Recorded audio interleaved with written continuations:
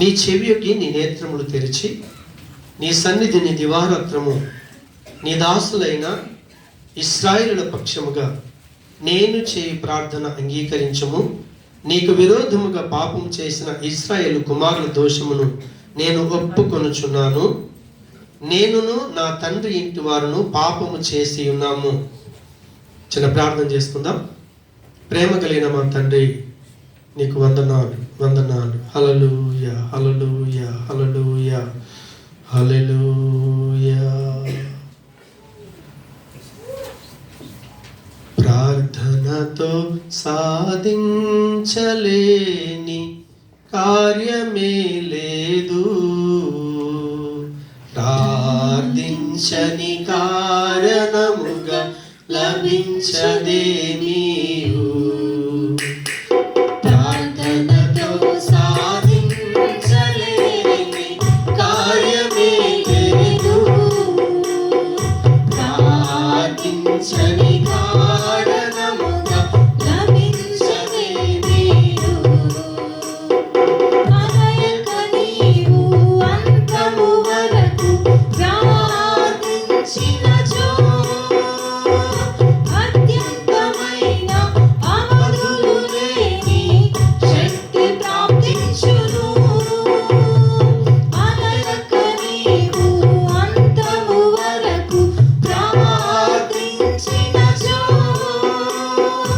అత్యంతమైన అవధులు లేని శక్తి ప్రాప్తించును. నాతో కూడా ఒక గడియ గడిపి ఉండలేరా, పాపపుడాగులు పోవడానికి మార్గమదేగరా. నాతో కూడా ఒక గడియ గడిపి ఉండలేరా, పాపపుడాగులు పోవడానికి మార్గమదేగరా. ప్రార్థనతో సాధించలేని కార్యమే లేదు, ప్రార్థించని కారణముగా లభించదేమీయు.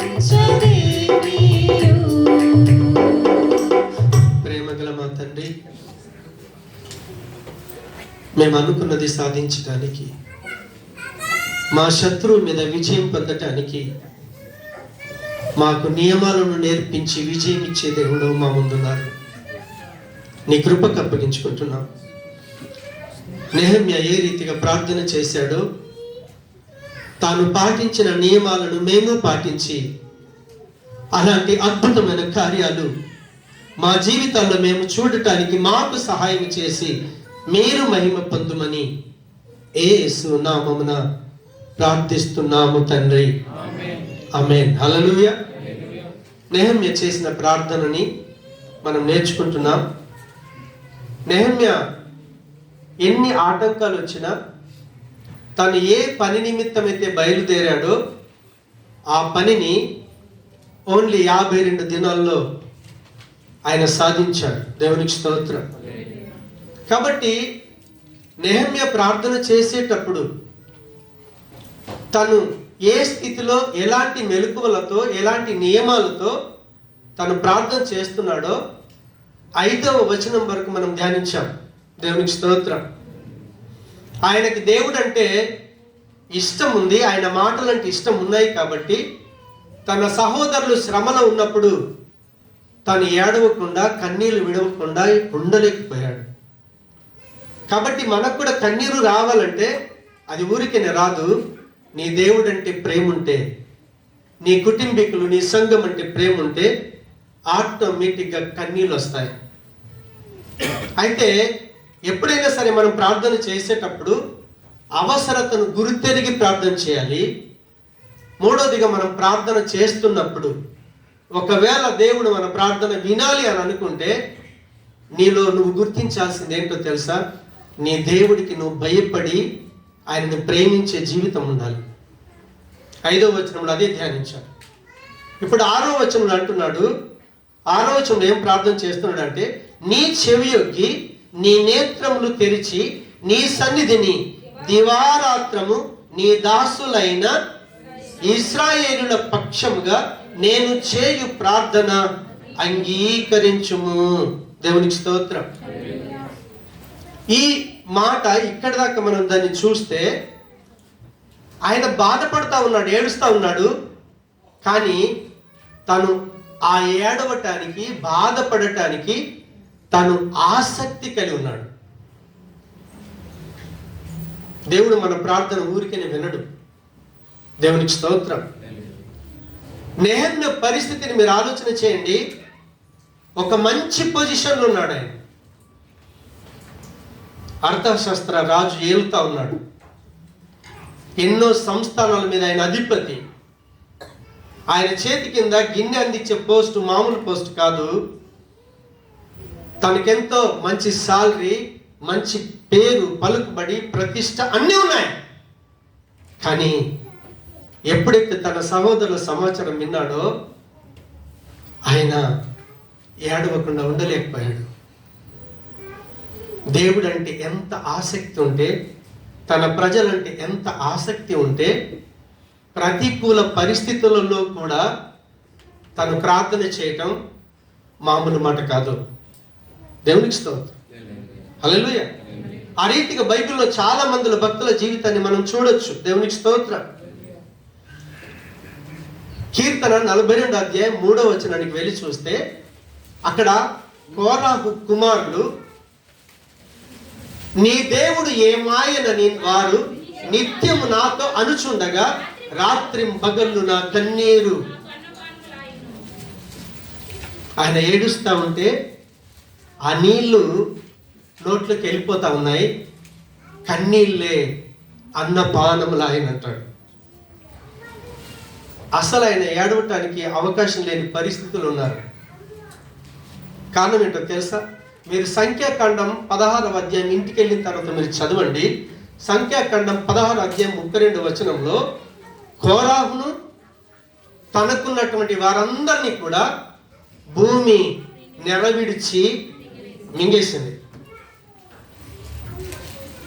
అలాంటి పరిస్థితులలో ఆ చుట్టూన్న ప్రజలందరూ కూడా, నీకు దేవుడు తోడుంటే ఇలా ఎందుకు జరుగుద్దిరా, నీ దేవుడు ఏమాయే అని ప్రశ్నిస్తున్నా కూడా దేవుని దగ్గర మోకరించి కన్నీళ్లతో ప్రార్థన చేయటం అంత ఈజీ కాదు. మనం కొంచెం కీడు జరిగితే చర్చి మానేసిన ప్రజలు ఎంతమంది ఉన్నారు? నీకు మేలు కీడు జరిగితే, ఉన్న ఉద్యోగం ఊడిపోతే, ఆరోగ్యం పాడైపోతే, ఆస్తి పోయి అప్పుల పాలైతే చర్చికి వస్తారా? మీరు ఆలోచన చేయండి. ఎలాంటి పరిస్థితులైనా సరే మనం ప్రతికూల పరిస్థితులలో ఆసక్తి చూపించాలి. వెహికల్ ఉంటే బండి ఎక్కుతాం, లేకపోతే బండి ఎక్కలే. పరిస్థితులు ఆలోచన చేయండి. నెహమ్యా ఊరికనే ఆయన ప్రార్థనకు జవాబు దేవుడు ఇవ్వలేదు. ఆయన ఆసక్తి ఉంది. ప్రతికూల పరిస్థితుల్లో కూడా దేవుడు అంటే ఆసక్తి కలిగి ఉన్నాడు. అదేవిధంగా యేసుప్రభు ఒక సందర్భంలో చెప్తాడు. మత్తయి సువార్తలకు వెళ్ళి మనం మార్కు సువార్త 10వ అధ్యాయం 47-48 వచనాల్లో అక్కడ తీమై కుమారుడు భర్తిమయి యేసు ప్రభుల వారు అలా వెళ్తా ఉంటే తాను పుట్టుకతో గుడ్డివాడు కానీ యేసు ప్రభుని పిలుస్తా ఉన్నాడు. ఆయనకు కూడా ప్రతికూల పరిస్థితులు ఉన్నాయి. ఈయన నజరేయుడైన యేసు అని వాడు విని, దావీదు కుమారుడా యేసు, నన్ను కరుణించమని కేకలు వేయ మొదలు పెట్టాను. కానీ అక్కడ ఏం జరిగిందో తెలుసా? అంత రివర్స్ ఉంది. కింది వచనంలోకి వెళ్తే అక్కడ ఉన్న ఏం చేస్తారు తెలుసా? గుడ్డేడో నువ్వు ఊరుకో. తెలంగాణలో ఒక మంచి సామెత ఉంటుంది, మంచి మంచోళ్ళు శరణం వచ్చిందంటారు. హల్లెలూయా. ఇక్కడ ఇంతమంది యేసు ప్రభు ఏమంటే తిరుగుతా ఉన్నావు, నువ్వు ఎక్కడో పక్కన కూర్చొని గుడ్డేడో ఊరుకో అని చెప్తా ఉన్నారు అంటున్నాడు. అక్కడ ఊరుకుండమని అనేకులు వారిని గద్దించిరి.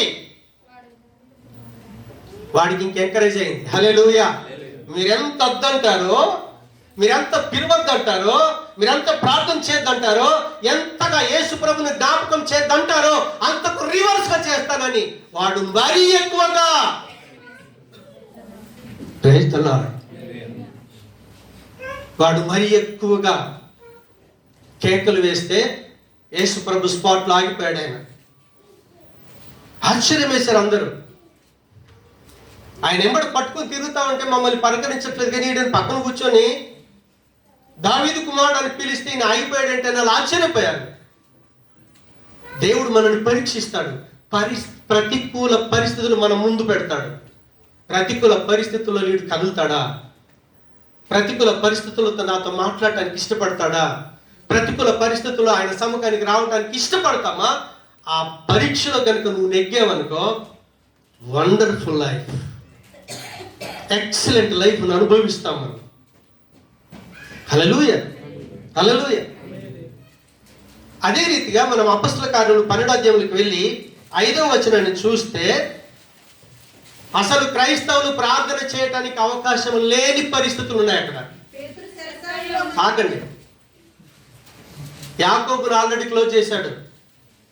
యాకోబు చంపబడ్డాడు. పేతురును కూడా ఫినిష్ చేద్దామని పేతురుని పట్టి చెరసలో వేసి ఉంచాడు. కానీ సంఘం అయితే ఆసక్తి కాదు, అత్యాసక్తితో. చూడండి సంఘస్థులు ఎలా ఉండాలో. మనకు ప్రతికూల పరిస్థితులు ఉన్నప్పుడే ఆయన సముఖానికి రావాలి. ఫస్ట్ సండే రోజు బయట యుద్ధ వాతావరణం ఉంది. చాలా మంది కుళ్ళ నుంచి బయటకు రాలేకపోయారు. ఒక తల్లి సాక్ష్యం చెప్తా ఉంది. తను బయటకు వెళ్తా ఉంటేనట, చచ్చిపోతావంటే నేను ఇంట్లో ఉన్నా చచ్చిపోతాను, దేవుడి దగ్గరికి వెళ్ళినా చచ్చిపోతాను, చావు అనేది నాకు ఉంటే ఎక్కడైనా చచ్చిపోతాను, కానీ ఈరోజు నా దేవుని సముఖానికి వెళ్తానని వాళ్ళ ముందేలో వచ్చేసింది. హల్లెలూయా. కాబట్టి ప్రతికూల పరిస్థితులు దేవుని పిల్లలుగా మన ముందుంటాయి. మన దేవుడు ప్రతికూల పరిస్థితులకు మించిన దేవుడు ఆయన. అది మనకు అర్థం కావాలి, అది మనకు అర్థం కావాలి.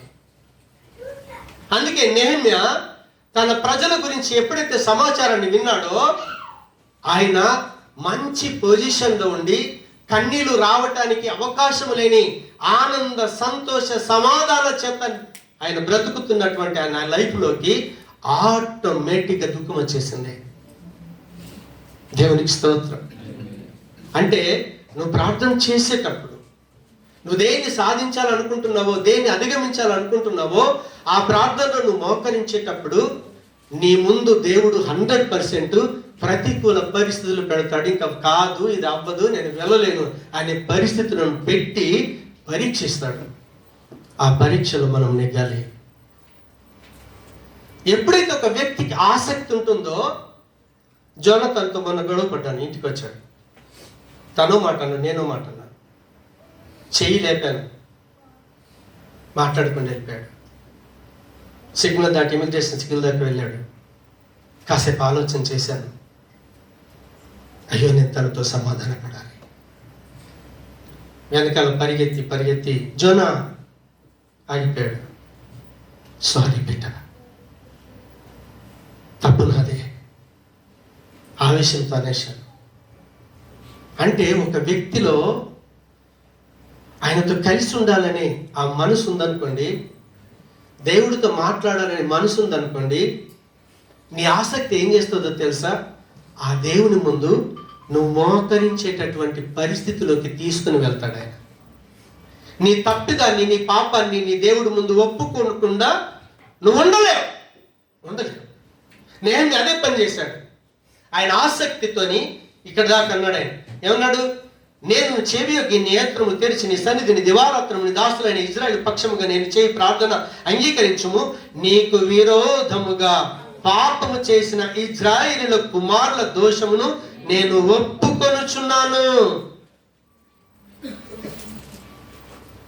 జోనా, నువ్వు తప్పు చేసావనుకో, అన్నాను అనుకోండి, అయ్యగారు నీకు ఎవరు చెప్పారు? రివర్స్ వస్తుంది క్వశ్చన్. హల్లెలూయా. కానీ ఎప్పుడైతే దేవుడు అంటే ఆసక్తి ఉంటుందో క్వశ్చన్ రివర్స్ రాదు. హల్లెలూయా. అది మన ఆత్మీయ స్థితికి పరీక్ష అన్నమాట. అప్పుడు మనం ఎలా పరీక్షించుకోవాలి? చేసింది మనకు తెలుసు, తప్పేంటో తెలుసు. తెలిసినప్పుడు ఏం చేస్తాం తెలుసా? మాట్లాడకుండా ఒప్పేసుకుంటాం. నీకు సాక్ష్యంతో పని లేదు, ప్రూఫ్తో పని లేదు, ఇంకొకరిని అడగాల్సిన పని లేదు. నీకు పని దేంతో తెలుసా? నీ మనస్సాక్షితో పని. మన మనస్సాక్షి మనల్ని హెచ్చరిస్తూ ఉంటుంది. నెహెమ్యాకి తెలుసు అసలు ఆ దేశానికి బానిసగా కొనుక్కోబడటానికి కారణం ఏంటి? వాళ్ళు దేవుణ్ణి అనుసరించకపోవటం వల్లనే కదా. అనుసరించాల్సిన దేవుణ్ణి అనుసరించకుండా, పూజించాల్సిన దేవుణ్ణి పూజించకుండా వాళ్ళు భయంకరమైన విగ్రహాలను బలైపోయారే. సరే, నెహెమ్యా చేశాడో లేదో తెలీదు, కానీ నా ఇంట్లో చేస్తే నేను చేసినట్టే. కోరాహు ఆయన పిల్లలు ఏం తప్పు చేశారో తిరగబడ్డది ఆయన, కానీ తన సమస్తాన్ని కోల్పోవలసి వచ్చింది. కాబట్టి ప్రార్థన చేసేటప్పుడు మనం చేయాల్సిన పని ఏంటి అంటే, ఎప్పుడైతే మనలో ఆసక్తి ఉంటుందో దేవుడితో మాట్లాడాలని, తన సంఘం గురించో, తన పరివారం గురించో, తన సహోదరుల గురించో నీకు నిజంగా ఆసక్తి ఉంటే, ఆ భయంకరమైన స్థితి రావటానికి కారణమైనటువంటి పాపాన్ని ఆయన ముందు ఒప్పుకోకుండా మనం ఉండలేము. దేవునికి స్తోత్రం. హల్లెలూయా. ఆయనకు బాగా తెలుసు, నెహెమ్యాకి బాగా తెలుసు. ఏంటో తెలుసా? మేము చేసినటువంటి అతిక్రమాలను గనుక మేము ఒప్పుకోకపోతే దేవుడు కనికరించడు. హల్లెలూయా. నువ్వు అడిగిన దాన్ని నీకు ఇవ్వాలంటే ఫస్ట్ ఆయన కనికరం రావాలి మన మీదకి, ఆయన దయ మన మీదకి రావాలి. అందుకని ఆ స్థితిని గమనించి ఆయన ఒక్కొక్క నియమం ప్రకారంగా వెళ్తా ఉన్నాడు ప్రార్థనలోకి. ఆసక్తి కలిగి ఏడవటమే కాదు, ఏడుస్తున్నప్పుడు వారు శ్రమ పడటానికి కారణమైనటువంటి పాపాన్ని దేవుని ముందు ఒప్పుకుంటున్నాడు. నీకు విరోధముగా పాపము చేసిన ఇజ్రాయేలీల కుమారుల దోషమును నేను ఒప్పుకొనుచున్నాను. నేనును నా తండ్రి ఇంటి వారును పాపము చేసి ఉన్నాము. దేవునికి స్తోత్రం. నేనే కాదు, నా సహోదరులందరూ కూడా, ఇంటిలందరి పాపాన్ని కూడా దేవుడి ముందు ఆయన అంగీకరిస్తా ఉన్నాడు. దేవుని ముందు తను ఒప్పుకుంటున్నాడు. దేవునికి స్తోత్రం. హల్లెలూయా. నిజంగా దేవుడు మనల్ని బ్లెస్ చేయాలనుకున్నప్పుడు, దేవుడు మనకు విజయాన్ని ఇవ్వాలనుకున్నప్పుడు, మనం ఎప్పుడైతే తన ముందుకు వెళ్తామో మన యథార్థమైన స్థితిని దేవుడు ముందే ఒప్పేసుకోవాలి.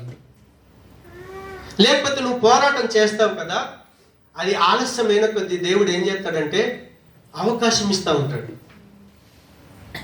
మీరు యబ్బోకు రేవు దగ్గర యాకోబు పోరాటం స్టార్ట్ చేసిండు, తెల్లవారుతా ఉంది.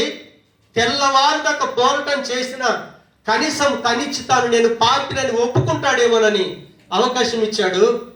తెల్లవారుతుంది, నువ్వు నన్ను ఆశీర్వదిస్తావా లేదంటే అప్పుడు అంటాడు, అసలు నీ చరిత్ర ఏంటి, నీ పేరేంటి అని అడిగాడు. ఆయనకు తెలియదా? దేవుడికి తెలుసా తెలియదా మన పేరు? అనకాదు, నా జీవిత లక్ష్యం, నేనేం చేస్తున్నానో నా గుణ లక్షణాలన్నీ కూడా ఆయనకు తెలుసు. అప్పుడు ఆయనకి వెలిగింది, యాకోబు గారికి వెలిగి, అయ్యా నేను 100% మోసగానే. పుట్టేటప్పుడు మోసం చేశాను, పుట్టి పెరిగిన తర్వాత మా అన్నయ్యను మోసం చేశాను, నేను ఎక్కడికైతే వెళ్ళానో వాళ్ళని కూడా మోసం చేశాను. టోటల్గా మోసంతో నేను నది దాటి వెళ్ళేటప్పుడు ఒక కర్రతో వెళ్ళాను. ఈరోజు ఎన్ని గుంపులయ్యానో చూడు.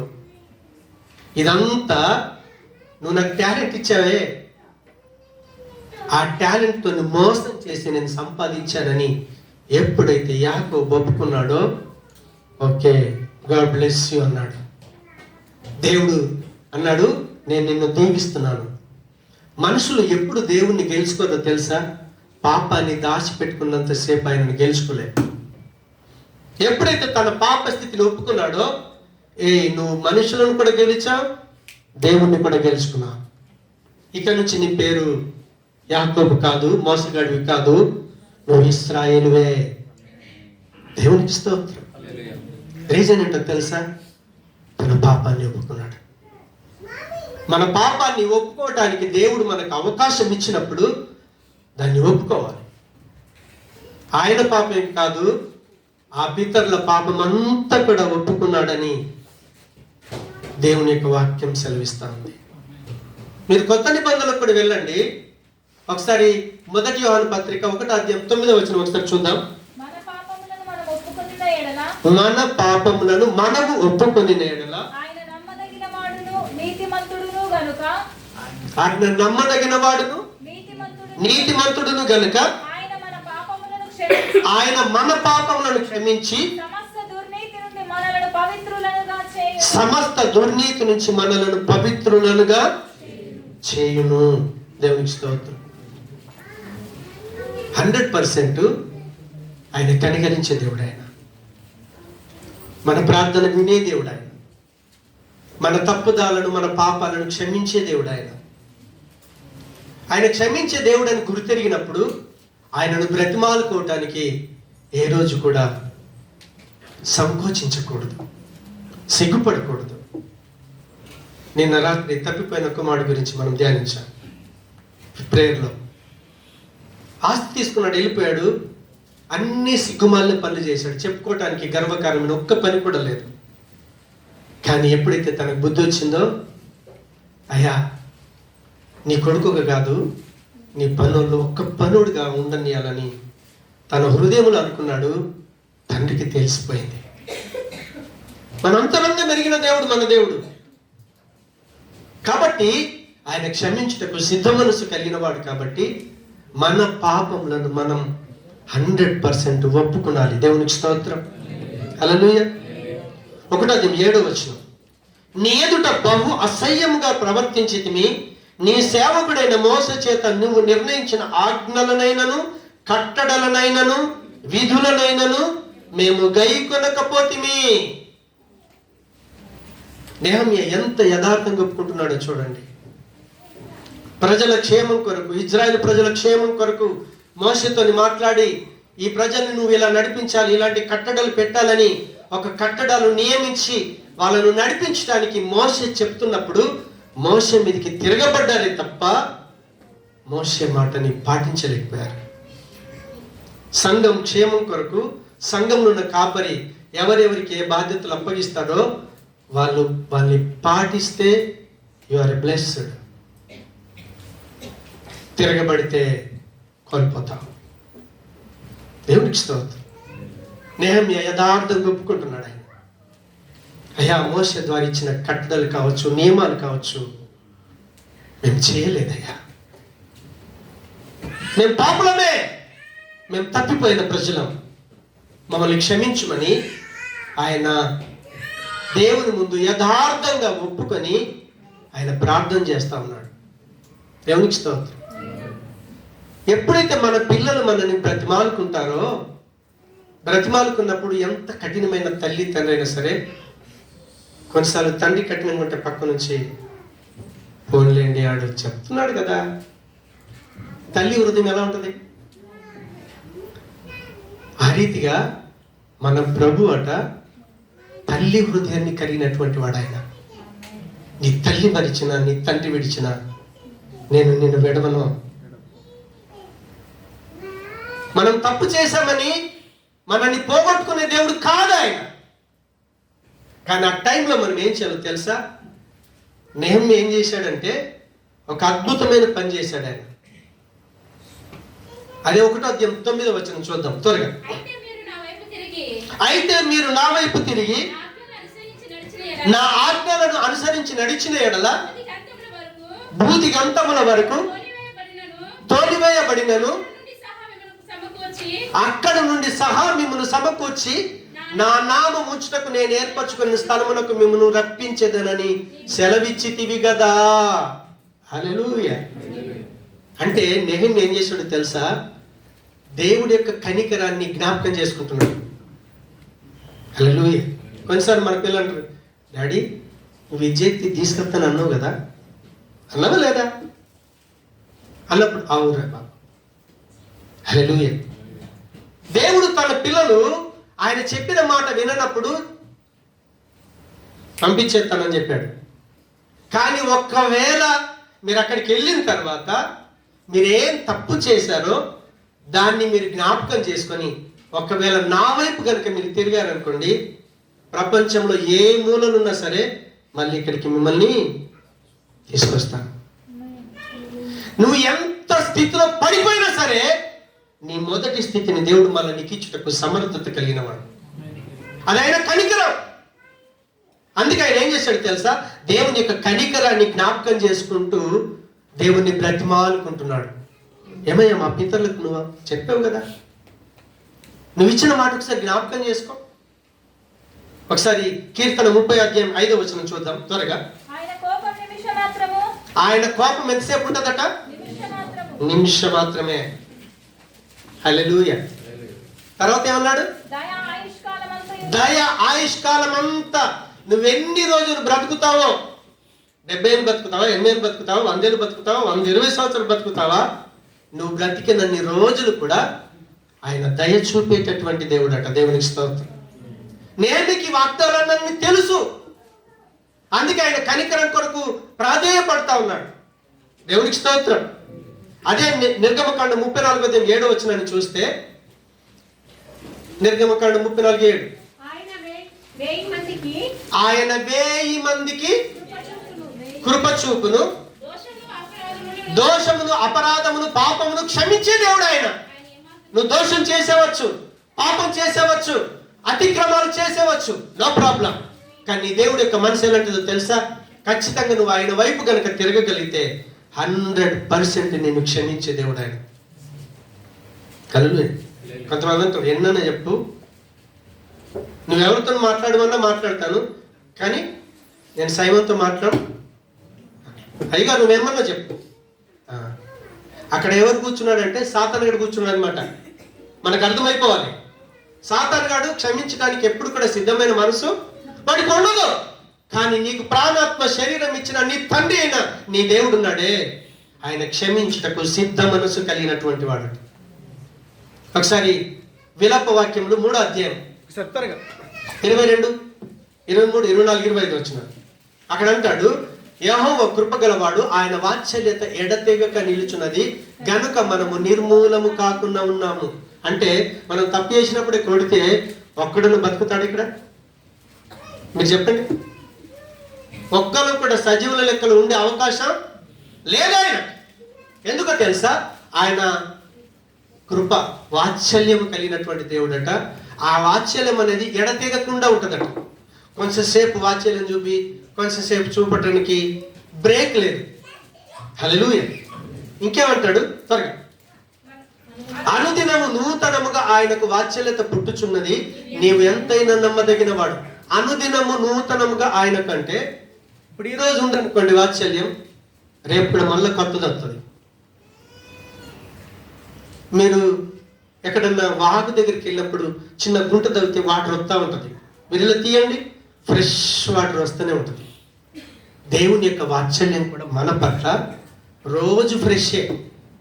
ఇప్పుడు నేను తప్పు చేశాను కదా, ముందు కృప చూపించాను, వాత్సల్యం చూపించాను, ప్రేమ చూపించాను, మళ్ళీ అది పాత పడిపోద్దేమోనని మళ్ళీ కొత్తదే. హల్లెలూయా. అంటే ఆయన నిరంతరము క్షమించుటకు సిద్ధమైన మనసు కలిగిన వాడు. ఆయన ప్రేమ అలాంటిది. నీ దేవుడు ఆర్డినరీ దేవుడు కాదు. హల్లెలూయా. ఇంకా 24 త్వరగా. యెహోవా నా భాగమని నేను అనుకొనిచున్నాను, ఆయన యందు నేను నమ్మిక ఎంచుకొనిచున్నాను. నెక్స్ట్, తన్ను ఆశ్రయించు వారి ఎడల యెహోవా దయాళుడు, తన్ను వెతుకు వారందరి ఎడల ఆయన దయ చూపువాడు. నేను తప్పిపోయాం, లోకములు కలిసిపోయాం, హీనమైన స్థితిలోకి వెళ్ళాం, నో ప్రాబ్లం, నో ప్రాబ్లం. ఆయన నీ పట్ల 100% నువ్వు దేవుణ్ణి వెతకగలిగితే, ఆయన వైపు తిరగగలిగితే, ఆయన కనికరాన్ని జ్ఞాపకం చేసుకొని ఆయన పాదాలు కనుక పట్టుకోగలిగితే 100% ఆయన దయ చూపించే దేవుడు. దేవునికి స్తోత్రం. హల్లెలూయా. సో ఆ రీతిగా నెహెమ్యా ఏం చేశాడంటే ఆయన కనికరాన్ని ఆసక్తి ఉంది, పాపాన్ని ఒప్పుకున్నాడు, తర్వాత ఆయన కనికరాన్ని కూడా జ్ఞాపకం చేసుకొని ఆయన బ్రతిమాలుకుంటున్నాడు. దేవునికి స్తోత్రం. తర్వాత ఇంకో మాట చూద్దాం. నెహెమీయా గ్రంథం 1వ అధ్యాయం 11వ వచనం త్వరగా. యెహోవా నీ దాసుడనైన చెవియొగ్గి నా మొర్రను నీ నామమును భయభక్తులతో ఘనపరచుటయందు ఆనందించు నీ దాసుల మొర్రను ఆలకించి ఈ దినమందు నీ దాసుల ఆలోచన సఫలపరిచి ఈ మనుషుడు నాయందు దయచూపునట్లు అనుగ్రహించుమని నిన్ను బ్రతిమాలు కొనుచున్నాను. ఆమేన్, హల్లెలూయా. ఇప్పుడు చూడండి, ఆయనకు దేవుడు అంటే భయం ఉంది, దేవుని ప్రేమించాలని తెలుసు, అవునా? మూడవదిగా ఆయనలో ఆసక్తి ఉంది, నాలుగవదిగా పాపాన్ని ఒప్పుకున్నాడు, ఐదవదిగా కనికరాన్ని జ్ఞాపకం చేసుకొని బ్రతిమాలుకున్నాడు. లాస్ట్ ఏం చేస్తుండంటే, ఇప్పుడు ఏ రాజు దగ్గరైతే ఉన్నాడో ఆ రాజు కొరకు ప్రార్థన చేస్తున్నాడు. నాయందు ఈ మనుష్యుడు నాయందు దయచూపునట్టు అనుగ్రహించుమని నిన్ను బ్రతిమాలు కొనుచున్నాను. అసలు వాస్తవంగా అర్థశాస్త్రి అడిగాడు, ముఖం విచారంగా ఉంది, నీకు మన వ్యాధి వచ్చిందా అని అన్నాడు.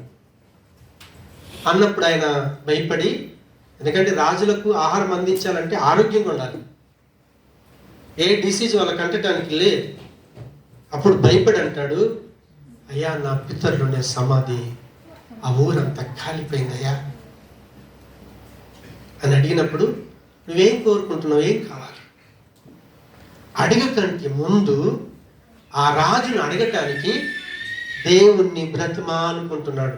అయ్యా ఈ మనుషుడు నాయందు దయచూపునట్లు అనుగ్రహించుమని నేను నిన్ను బ్రతిమాలు కొనుచున్నాను.